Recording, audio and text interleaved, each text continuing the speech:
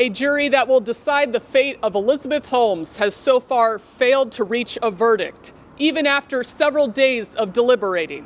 The former CEO of Theranos is charged with 11 counts of fraud and conspiracy. She could face up to 20 years in prison if she's convicted on even just one of those counts.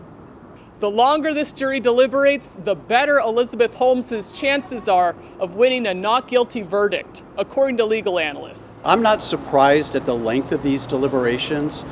The government had a very strong and compelling case, but Ms. Holmes and her team had an answer and a response for everything.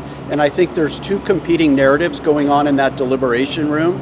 And I think people are fighting for Elizabeth Holmes in the jury deliberation room. This week, the jury was particularly stealthy while deliberating behind closed doors. They did not submit any questions for the judge.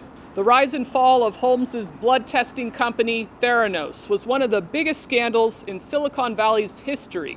Holmes is charged with defrauding investors out of more than $100 million, as well as putting patients' lives in danger with false blood test results. This case really boils down to whether the jury believes Holmes or not.